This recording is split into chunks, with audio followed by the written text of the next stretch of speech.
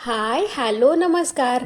मी तुमच्या सगळ्यांची लाडकी रेश्माच किचनमध्ये तुमचं स्वागत करते. आज आपण आपल्या चॅनलवर आषाढी एकादशी स्पेशल साबुदाण्याची रसमलाई बनवणार आहोत. चला तर मग बघूया आपण ही रेसिपी कशी बनवली आहे. त्याच्यासाठी मी 1 वाटी साबुदाणे स्वच्छ धुवून अर्धा ते पाऊण तास भिजवत ठेवून घेतलेले आहेत. त्यातलं पाणी संपूर्णपणे निथळून घ्यायचं. त्याचबरोबर साखर, अर्धा लिटर दूध, 2 पॅकेट मिल्क पावडर आणि थोडंसं कंडेन्स मिल्क आणि मीठ एवढं साहित्य घेतलेलं आहे. ड्रायफ्रूट सजावटीसाठी घेतलेलं आहे. तुम्हाला हवं असेल तर घाला, स्किपही करू शकता.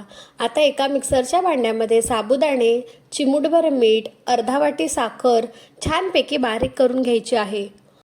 हे मिश्रण छान बारीक झालं की आपण ते एका बाउलमध्ये काढून घेणार आहोत आणि मग त्याच्यामध्ये मिल्क पावडर घालून छानपैकी मिक्स करून घेणार आहोत.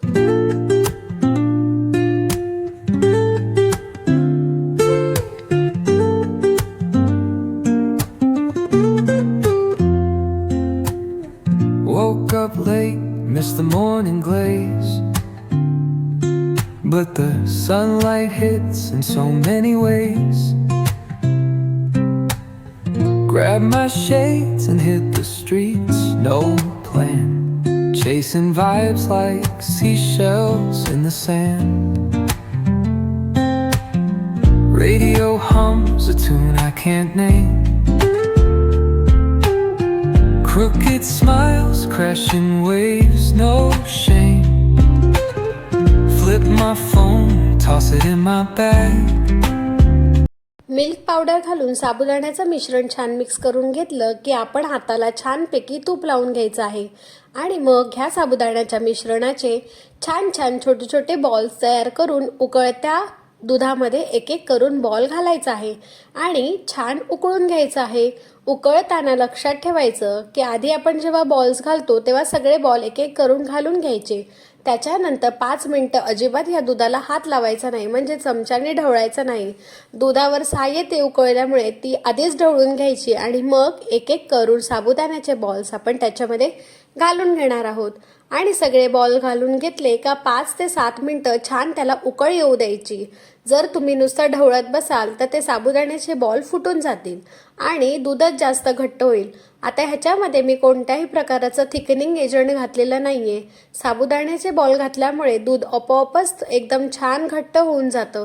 त्याच्यामुळे थिकनिंग एजंट घालायची काहीच गरज लागत नाही. आता एक एक करून आपण सगळे बॉल ह्याच्यामध्ये घालून घेणार आहोत आणि लक्षात ठेवायचं साबुदाण्याचं मिश्रण हे थोडंसं पातळच होतं, म्हणून तूप हाताला लावून छान गोळे करून घ्यायचे. जर तुम्हाला असं करताना वाटलं की थोडं पातळ आहे तर मिल्क पावडर तुम्ही त्याच्यामध्ये जास्त घालू शकता आणि छान उकळ आली का ते आपण 10 मिनिटांनंतरच त्याला स्टर करायचं आहे. तोपर्यंत हे साबुदाण्याचे बॉल थोडेसे कडकही होतात, त्याच्यामुळे फुटायची शक्यता कमी होते. आता ही गोष्ट लक्षात ठेवायची की घातल्याबरोबर ढवळायचं नाही, 10 मिनिटं त्याला छान शिजू द्यायचं. अशा प्रकारे ही आपली साबुदाण्याची रसमलाई तयार होईल.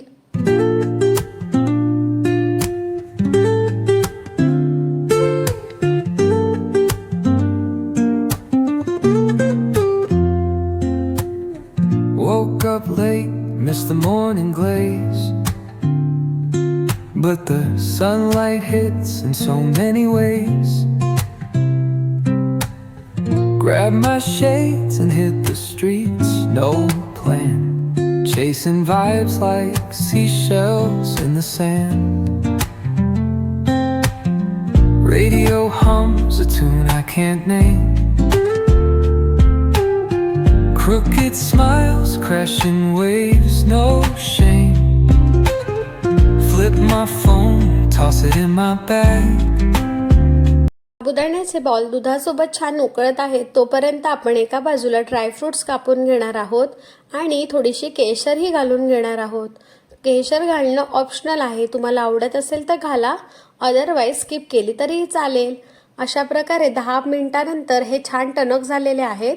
अजून 5 मिनिटं मी शिजून घेणार आहे. मग 15 मिनिटांनंतर मी एका सर्विंग बाउलमध्ये हे काढून घेणार आहे आणि वरतून केशर आणि ड्रायफ्रुट्स घालून सजून घेणार आहे.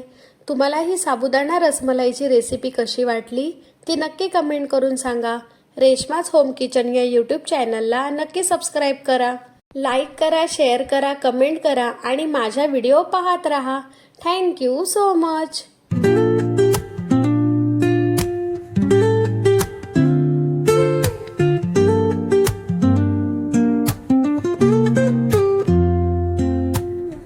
Woke up late, missed the morning glaze.